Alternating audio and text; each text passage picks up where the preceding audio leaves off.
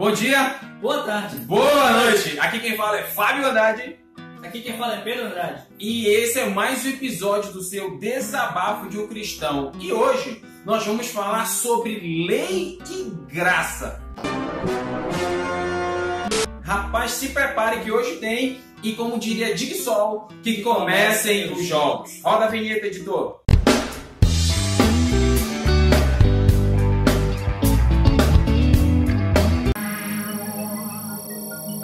Para a gente começar a falar sobre lei e graça, para você aí que está nos ouvindo, a gente precisa enfatizar a questão de nova aliança e velha aliança. A gente ouve muito falar disso, nova aliança, velha aliança. Então, existe esse negócio de nova aliança e velha aliança? A terminologia nova aliança e velha aliança eu acho que são as mais apropriadas quando a gente vai fazer essa discussão. Porque a gente usa aquela questão de Antigo Testamento e Novo Testamento, e em alguns momentos, não que não é para você usar o Antigo Testamento e o Novo Testamento, tá? Não é isso. Mas quando se fala sobre lei e graça, utilizar Antigo e Novo Testamento dá a impressão em algumas situações de que existe um Deus do Novo Testamento e um Deus que é diferente do Velho Testamento e que eles agem de forma diferente. Espera aí, não existe um Deus pro velho e um Deus pro novo, não? Não, é o mesmo Deus. Não acredito. É o mesmo Deus. Eu não acredito. É verdade. Então, respondendo a pergunta, a gente vai ver ao longo desse episódio que não existe esse confronto entre lei e graça. Existe uma coexistência muito boa e muito saudável que a gente precisa entender como funciona. Já partiu esse pressuposto de nova aliança, velha aliança, e a gente também não pode deixar de ressaltar sobre a importância do AT, do Antigo Testamento. Exatamente. Tem uma coisa que eu acho interessante a gente falar, antes de continuar, é porque é o seguinte, às vezes a gente está conversando sobre qualquer assunto que seja, e daí a gente joga assim, qualquer versículo de base que seja do Antigo Testamento. E daí sempre vem alguém, isso acontece muito comigo, não sei se acontece com vocês, mas acontece muito comigo de a pessoa falar assim, mas isso é do Velho Testamento, é da época da lei, hoje nós estamos na época da graça, é diferente. Como se fossem duas coisas completamente distintas e como se a Bíblia não fosse uma unidade, como um todo, assim, se ela não funcionasse como uma enciclopédia inteira que tudo leva para um ponto só que é Cristo, entendeu? E aí fica essa dualidade esquisita e que é o que a gente está tentando combater nesse vídeo. O que eu quero começar falando sobre, pra gente iniciar mais essa discussão sobre lei e graça, e eu peço que você fique com a gente até o fim. Eu quero só abrir um parênteses, não se esqueça, se você é novo no canal, assina o canal, se inscreve, curte, se inscreve no canal, curte o nosso vídeo, dê o seu like lá e clique lá no sininho para todo vídeo que a gente postar já ir para você diretamente. Dá um tapinha no balangudão e desabafo. Então, já pulando essa parte de merchan, voltamos aí ao que eu queria falar. A gente precisa entender a importância do Antigo Testamento. Muitas pessoas ignoram o Antigo Testamento. Talvez até você que está nos ouvindo agora seja um que ignore. Todas as vezes que eu vejo alguém falando sobre estudar a Bíblia, as pessoas sempre falam, não, começa pelo Novo Testamento, começa pela Nova Aliança, como o Pedro está falando. Mas o que eu quero dizer para você que existe uma extrema importância no Antigo Testamento. Para você que não sabia, o Antigo Testamento era a Bíblia que Jesus lia. O Novo Testamento não existia naquela época. O Novo Testamento ele vai existir através de vários concílios, através de Eusébio, Tertuliano, Dionísio, Lutero. Enfim, muitas pessoas foram discutindo ao longo das eras, através de vários concílios, que seria até um bom episódio para a gente tratar aqui sobre concílios. E através desses concílios veio o Novo Testamento. Porque os discípulos de Jesus eles não foram chamados para escrever, eles foram chamados para pregar. Então as escritas vieram muito tempo depois. Mas o Antigo Testamento é 2/3 aproximadamente da Bíblia. A maior parte da Bíblia é o Antigo Testamento. E Deus se manifesta de inúmeras formas, de inúmeros jeitos no Antigo Testamento. Tem uma coisa importante, tem alguns teólogos que defendem que se a gente, como cristão, tivesse capacidade suficiente para poder compreender toda a simbologia que há por trás dos símbolos que tem no Antigo Testamento, o Novo Testamento às vezes nem seria tão necessário para ajudar nisso, se a gente conseguisse entender essas simbologias, né? Porque aquilo que o Novo Testamento traz é sempre a interpretação do Antigo aplicada àquilo que há de novo, né, no Novo Testamento. E daí, se houvesse essa inteira completude no entendimento do Antigo Testamento, às vezes tem coisas que você nem precisaria estar lendo, né? Mas Deus, na sua misericórdia, sabia que a gente não ia conseguir isso e deixou o Novo Testamento pra gente. E é importante entender que todo o trabalho feito no Novo Testamento teve como base o Antigo, tanto que todos os livros que foram entendidos como inspirados, como canônicos, é porque se encontrou referências fidedignas do Antigo Testamento. E ainda tem mais. O apóstolo Paulo ele diz assim: toda a escritura é útil para o ensino, exortação, enfim. Quando Paulo está falando que toda a escritura é útil para o ensino, Paulo não está se referindo ao Novo Testamento. Paulo está se referindo ao Velho Testamento. Ao Velho Testamento. Então a gente tem que começar a entender que essa questão de Novo Testamento e Velho Testamento é uma questão de nomenclatura somente. E falando sobre Antigo Testamento, o que é a lei mosaica? A gente vê que a Bíblia, Deus ele dá os seus 10 mandamentos. Na verdade, a Bíblia mostra os 10 mandamentos em Êxodo 20 e Deuteronômio 5. E os judeus, com base nos mandamentos, criaram 613 preceitos, 1.215 emendas para explicar os 613 preceitos. Essa Constituição brasileira. Sim. Se você for olhar aí no Google, você pode digitar aí no Google 613 preceitos judaicos e você vai encontrar. Tem regra para tudo.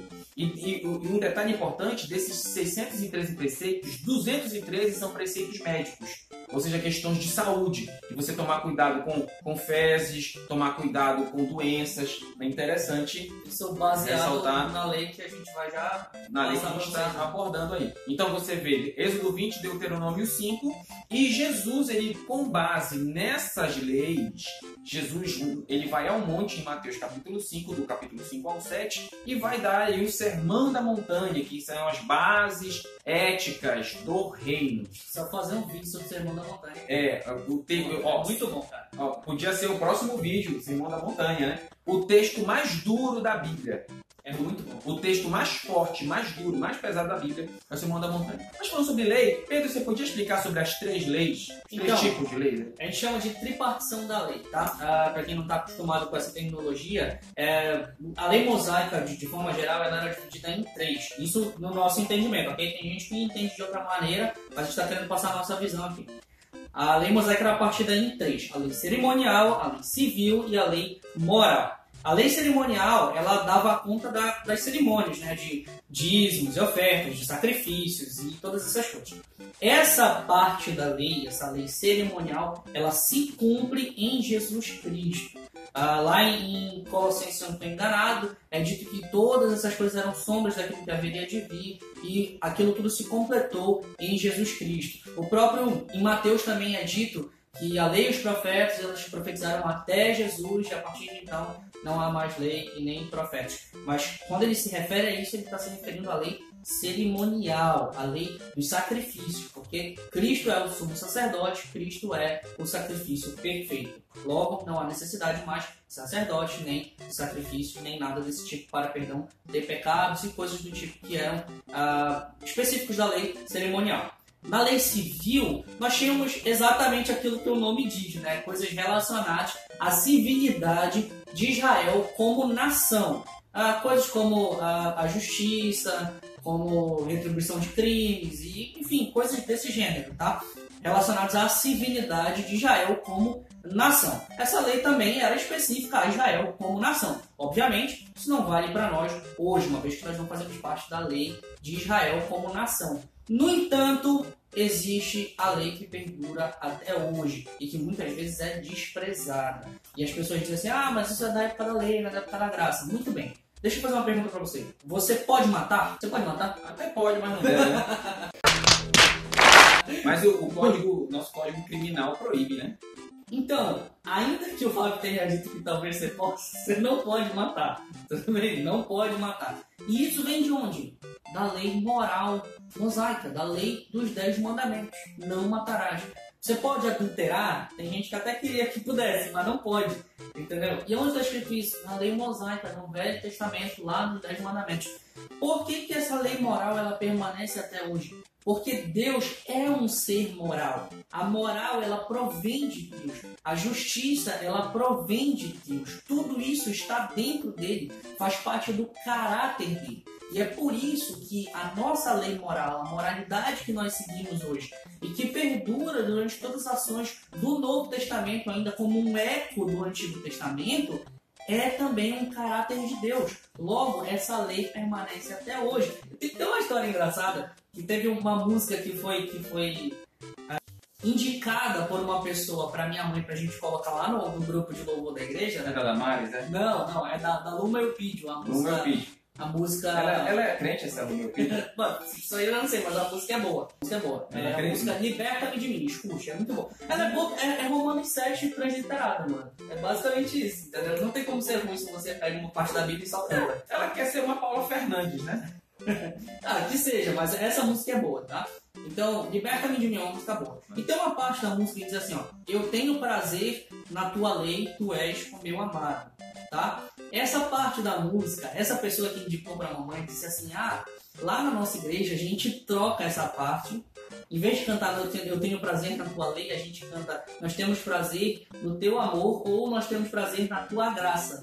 Porque nós não vivemos mais no tempo da lei, mas no tempo da graça. Sério? Tem, é verdade. Maravilha. Isso é um completo mal entendimento exatamente daquilo que eu acabei de falar, porque existe essa questão da lei que perdura até hoje, né, a moralidade da lei, mas a lei, na verdade, que Paulo fala lá em Romanos 7, a lei de Deus que está encravada nos nossos corações a partir do momento em que nós somos regenerados por Cristo. Então acaba, ela tentando consertar, acaba saindo do contexto da música, né? Mas o ponto é esse, tá? A lei moral de Deus permanece até hoje. Então a lei, ela permanece sim, a lei moral, né? Como o Pedro está falando. E falando sobre lei, a gente vai abordar sobre graça, né? O que é graça? Se a gente for pegar o dicionário, a tradução, a etimologia, diz assim: graça, favor que dispensa ou que se dispensa ou recebe mercê, dádiva. Ou seja, teologicamente falando, é o dom que Deus concede aos homens e o que os torna capazes de alcançar a salvação ou as bênçãos. Então, de uma forma mais direta, graça é traduzida como favor imerecido. Então, isso é a graça. E aí a gente chega nesse paralelo.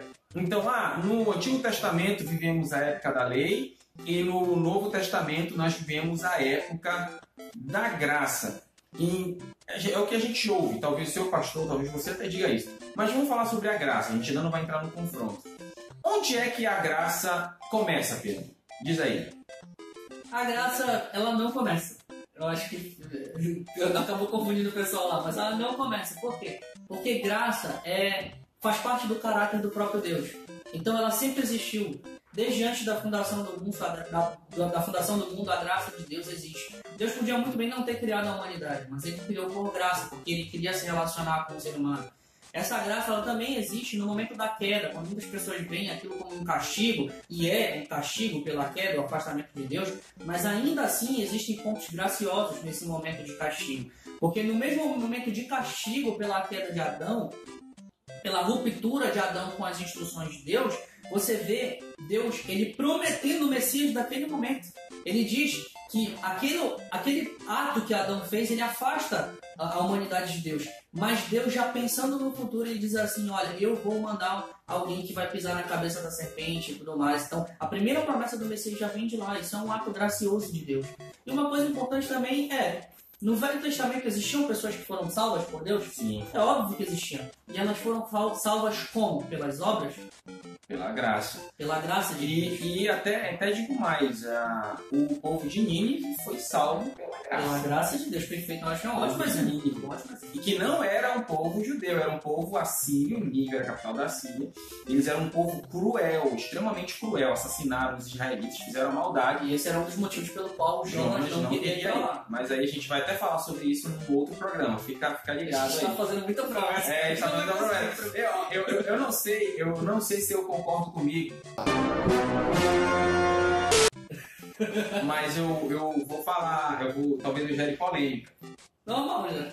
É polêmico. Tá acostumado. Então, olha só, um maluco numa determinada igreja que eu estava, que eu não vou dizer por ética, se levantou no púlpito e disse que Deus ele é maravilhoso, Deus tem a sua graça, Deus salva as carcaças, coisas assim do tipo, foi uma vez assim, Deus salva a sua carcaça e tal. Foi mais uma treta mais ou menos assim. E ele disse que as únicas pessoas que não tiveram, os únicos seres que não tiveram a graça de Deus, que não tiveram a oportunidade da graça, da salvação, foram os anjos e Satanás. Chamar a polícia. É complicado a gente falar sobre isso, dos únicos que não tiveram com a lei, que foram os anjos de Lúcifer, porque se a gente fizer uma análise mais acurada do texto, eu falei que a graça está sempre presente, inclusive na criação e tal, tudo mais, mas a única maneira que a gente pode colocar essa divisão entre a época onde as pessoas eram salvas pelas obras, então pela lei, e a época onde elas eram salvas pela graça, é no momento da ruptura de Adão. Porque Deus ele coloca uma ordem para Adão e Eva no jardim. E eles não a cumprem. A partir daquele momento, Adão e Eva eram as únicas pessoas que tinham capacidade para dizer não para aquilo. No final das contas, não disseram. Hoje, infelizmente, nós somos tendenciosos ao pecado. Isso Paulo fala lá em Romanos. Então, as únicas pessoas que podiam dizer não a isso eram Adão e Eva. A partir daquele momento, é graça. Então, depois de Adão, houve uma depravação total. É isso que você está querendo dizer. É isso que você está querendo dizer. Perfeitamente. A gente vai fazer o seguinte. Se você quer que a gente fale, se você tem interesse que a gente fale sobre essa questão de graça, perdão, que se houve ou não houve aos anjos, a Satanás, e que a gente fale um pouquinho também sobre o que a Bíblia fala sobre Satanás, essas coisas, você põe nos comentários aí, pede aí que a gente pode fazer um programa do mal. Pra falar sobre livre-arbítrio, essas coisas todas, coloca aí embaixo também que a gente fala. Ou livre-agência, depende de como você acredita, né? Eu não vou também entrar. Isso fica a seu critério, se você pedir a gente faz. Mas tirando os anjos e o eixo sem luz, que fica a seu critério, pedir nos comentários, a graça, ela já começa, ela sempre existiu, ela não começa. Porque Deus, ele é um Deus gracioso. Ele é um Deus que salvou o ladrão que se arrependeu de coração ao lado de Jesus na crucificação, e é o mesmo Deus que não afulminou Caim em Gênesis, é o mesmo Deus que não destruiu Adão e Eva quando eles comeram da maçã do amor. Quando eles comeram do fruto, Deus poderia ter fulminado Adão e Eva ali, ter criado outros dois seres e pronto, a gente estaria no paraíso até hoje. Essa ideia me agrada. Essa ideia me agrada muito, me seduz essa ideia. Era para Deus ter matava Eva, matava Adão, a gente estava todo mundo no paraíso, curtindo, né? Conselheiro de Deus. Sim. Eu sei que Deus não me ouviu assim. Mas essa é uma ideia que me seduz, que me agrada. Mas a graça de Deus, ela alcança até lá. Até lá foi a graça de Deus alcançando. Então não existe tempo da lei e tempo da graça. Esses tempos sempre foram juntos, como diria o filósofo latino, foram juntos e misturados. Ainda existe lei? Existe. Estamos somente na era da graça? Não estamos. Estamos na época da lei moral, com a graça que sempre existiu, sempre houve a era da graça. E falando sobre essa questão, a época, agora nós podemos ter essa questão. Por exemplo, a pessoa que matava, que adulterava, por exemplo, antes, a pena era morte por apedrejamento. Sim. Tá? A lei mosaica. No tempo de hoje, você não tem mais morte por apedrejamento, senão muita gente ia morrer por apedrejamento. É faltar pedra. Faltar pedra. Mas aí, o que é a gente pode distinguir? Sim, nós vivemos em momentos diferentes. Perfeito. Momentos diferentes, momentos históricos diferentes. Então, a época em que a lei civil era colocada, o momento em que a lei civil era colocada judaica, com apedrejamento e outras penas de morte, e que já passou, e o momento de hoje. Então, esses momentos diferentes a gente pode abordar. O momento de hoje é mais flexível que o momento anterior? O que é que você me diz, Pedro? Eu tenho minha opinião. Não, obviamente não. Inclusive, tu faz lá no início do vídeo, tu fizeste a menção ao Sermão da Montanha, e é exatamente nesse Sermão da Montanha que a gente vê que não é. Porque no Antigo Testamento você tem aquela divisão bem clara sobre fazer e não fazer. Ou você faz e comete o pecado, entre aspas, ou você não faz. E, na verdade, sempre foi do jeito que Jesus disse no Novo Testamento, só que as pessoas não entendiam isso no Antigo Testamento, né? E daí, quando Jesus chega, ele diz assim, olha, o simples fato de você pensar, de você adulterar com alguém, no seu pensamento já o torna um pecador. Já faz com que você já tenha cometido esse ato no seu coração e isso é o suficiente para você ter pecado. Então, eu sempre falo, Jesus, ele teve dois problemas. Jesus, ele teve dois problemas. Primeiro problema, Jesus não tinha um diploma. Jesus não estudou na escola dos rabinos. Existiam duas escolas, a Beit Sefer e Beit Talmud. Você pode pesquisar aí no Google se quiser. A criança, até 5, 6 anos, ficava na escola primária e aí ela decorava a Torá, amigo. Sim, os 5 primeiros livros da Bíblia a criança decorava. Só os melhores iam para a escola secundária. Aprender os profetas, livros poéticos, livros históricos. E depois, com 14 anos, só os melhores eram destinados para ser aprendizes de um rabi, para serem os que eram chamados de talmidins, tá? Os discípulos. Jesus, ele foi reprovado nas escolas dos profetas. Então Jesus, ele não foi aceito e era um costume judaico. Toda criança que não fosse aceita na escola dos rabinos, ela ia aprender o ofício do pai. Então Jesus era conhecido como quem? Como filho do carpinteiro, e Jesus era carpinteiro. Então isso é uma prova que ele não foi para a escola dos rabinos. E outro ponto que era o problema de Jesus é que os rabinos, eles evitavam dar sua opinião pessoal sobre alguns textos da lei. Jesus não, Jesus carrega os seus discursos, sermões com entendimentos pessoais, e Jesus sempre usando questões do cotidiano. Você vê, ouvistes o que foi dito, eu porém vos digo. Então você vê Jesus muitas vezes dando sua interpretação pessoal. Que é a interpretação verdadeira. E ainda tem mais. Na lei mosaica, na lei civil, o que era sempre abordado pelos rabis? O fato de fazer e não fazer, o que o Pedro acabou de fazer, que eles chamavam de ta'assi e al-ta'assi, ou seja, eu faço ou não faço. E aí Jesus vem trazendo mais um terceiro elemento, que não é o fato de fazer ou não fazer, mas é o elemento da intenção. Então, se na era em que vivemos, que é uma era muito mais rigorosa do que a anterior, se eu tiver a intenção, eu já pequei. Eu já adulterei, eu já matei, eu já roubei, eu já fui irado. Então, nós vivemos numa era mais pesada. Então, existe conflito entre as eras? Eu não vejo um conflito. Eu vejo que nós vivemos numa era mais dura. Numa era mais dura. Não se engane, não vivemos numa era maleável. E daí vem a pergunta aqui que apareceu na minha cabeça. Qual que é a função da lei, então, hoje, na era que nós vivemos? Para que serve? Eu acho que a gente pode colocar duas coisas aqui que eu acho extremamente importantes. A primeira é que a lei ela serve de aio, como Paulo fala. Que aio para nos levar a Cristo. Exatamente. A lei ela serve de aio. O aio era um acompanhante que acompanhava as crianças e tal. A lei, primeiramente, ela serve como aio para nos mostrar a nossa necessidade de Deus. E depois, o que acontece?